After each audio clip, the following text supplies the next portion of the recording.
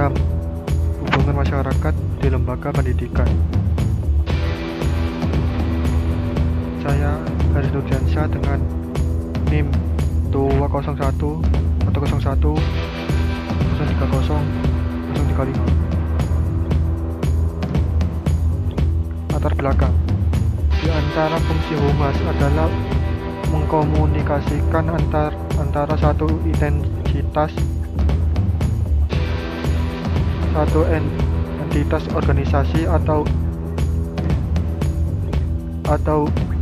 instansi terhadap organisasi yang lain, antara kelompok satu terhadap kelompok yang lain, kelompok kepada individu, dan seterusnya. Komunikasi yang dilakukan bisa berupa direct communication atau indirect communication. Upaya ini dimaksudkan untuk mencapai sebuah tujuan yang telah ditargetkan. Pada dasarnya, dalam suatu organisasi, tujuan-tujuan telah dirumuskan menjadi sebuah program terperinci supaya tujuan tersebut dapat dicapai dengan baik, sistematis dan terukur. Proses perumusan program ini termasuk bagian dari proses perencanaan program. Definisi humas. Menurut Frank Jeffkin, humas merupakan suatu yang merangkum keseluruhan komunikasi yang terencana, baik itu ke dalam maupun keluar, antara satu organisasi dengan semua. Manajemen humas yang dimaksud adalah peneliti dari sebuah proses yang terdiri dari perencanaan, pelaksanaan, dan evaluasi yang dilakukan untuk mengatur hubungan antara lembaga pendidik dan halayaknya. Merencanakan program kerja humas. Secara umum, pengertian dari perencanaan kerja humas terdiri dari perencanaan komunikasi baik keluar maupun ke dalam untuk mencapai suatu tujuan. Oleh sebab itu, perencanaan humas berhubungan erat dengan 5 unsur penting. 1. Perencanaan, yaitu manajemen dan aktor lapangan. 2. Perencanaan kerja humas. Hal ini berkaitan dengan fungsi, teknis, dan metode. 3. Wujud rencana kerja humas. Hal ini berhubungan dengan produk kerja humas dan pernyataan mengenai apa yang telah dikerjakan. 4. Perencanaan kerja humas dan alasan kenapa harus dilakukan, baik sebagai reaksi maupun proaksi.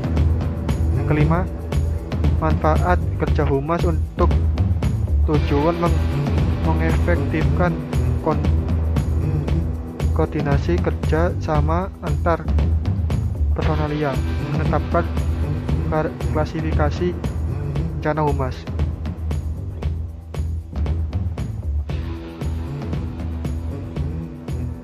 Berkaitan dengan proses perencanaan proses perencanaan program kerja, menurut Scott M. Gottlieb dan Alan H. Carter H. Center yang dikutip dari Rosadi Ruslan mengatakan bahwa terdapat beberapa tahapan untuk atau langkah pokok yang menjadi landasan acuan untuk pelaksanaan program kerja humas adalah sebagai berikut. 1. Penelitian dan mendengarkan.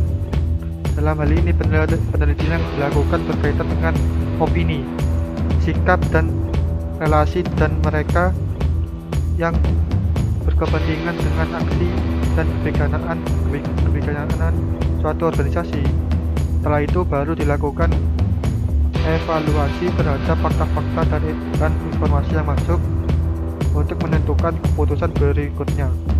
Kedua, perencanaan dan pengambilan keputusan. Dalam tahap ini, sikap, ide, opini, dan reaksi yang berkaitan dengan kebijaksanaan serta penetapan program kerja organisasi yang sejalan dengan kepentingan atau keinginan pihak yang berkepentingan mulai diberikan.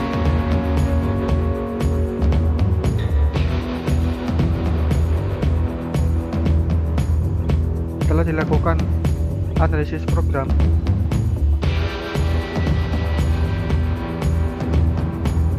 secara aplikatif program kerja disusun harus tergambar dari awal bahwa kegiatan tersebut akan dilakukan secara terus-menerus dan kronologis. Sedangkan program humas dapat disusun dalam dua kategori, yaitu pertama, program kerja rutin yang dilakukan secara terus-menerus dan kronologis. Contohnya adalah 1. Menerbitkan press release setiap kegiatan di lembaga pendidikannya. 2. Menerbitkan media cetak internal dan bentuk buletin atau warta. 3. Memasukkan berita tentang kegiatan di lingkungan lembaganya ke web tertentu. 2. Program kerja insidentil yang dilaksanakan pada periode tertentu.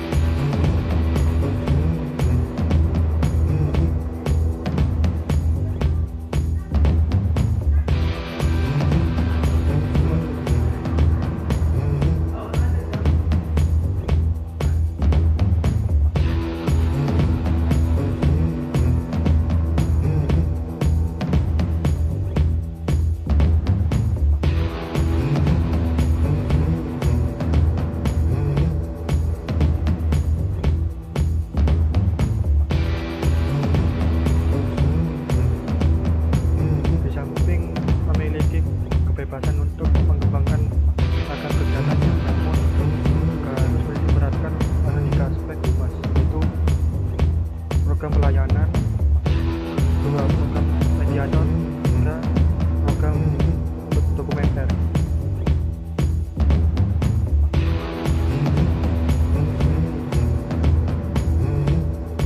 Media humas adalah alat yang digunakan oleh humas untuk melakukan komunikasi dengan publik. Berikut beberapa alat atau media yang digunakan sebagai alat komunikasi. 1. Media internal humas di sekolah. Menurut Griswold, internal humas tujuan agar karyawan mempunyai kegairahan kerja, maka diterapkan pada sekolah bisa diterapkan untuk menjalin hubungan antara sesama guru akan lebih akrab serta guru dengan kepala sekolah atau anak siswa dan dengan muridnya. Untuk itu bisa ditempuh dengan media humas sebagai berikut. 1. Tertulis menggunakan surat paper, buletin atau brosur. 2. Lisan, yaitu mengadakan briefing, rapat-rapat, diskusi atau drama. 3. Konseling, yaitu menyediakan beberapa anggota staf yang telah mendapatkan latihan atau pendidikan untuk memberikan nasihat kepada guru turut memecah masalah-masalah motivasi mereka.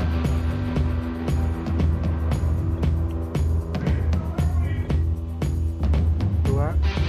Media eksternal humas di sekolah. Tugas-tugas yang harus dilakukan dalam eksternal humas atas dasar pengelolaan pengertian dan kepercayaan publik. Menciptakan kesediaan bersama dari publik adalah untuk memiliki sikap dan opini publik terhadap kepemimpinan. 2. Memberikan advice dan konsel pada pimpinan tentang segala sesuatu yang ada hubungannya dengan humas mengenai perbaikan dan kegiatan yang lain. yang objektif.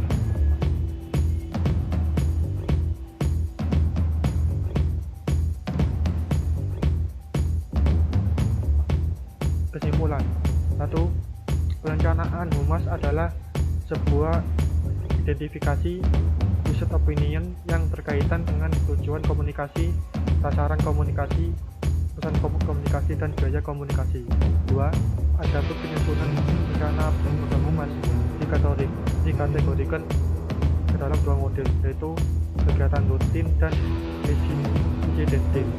Dua kegiatan ini juga dapat dipetakan berdasarkan jangka waktu dan dibutuhkan, yaitu jangka pendek atau jangka menengah dan panjang. 3. Banyak media humas pendidikan yang sedia bagi para praktisi humas di sekolah. Tentu saja pilihan bagi pihak sekolah tergantung pada sasaran yang ingin dicapai serta dana yang tersedia. Sekian, terima kasih. Assalamualaikum warahmatullahi wabarakatuh.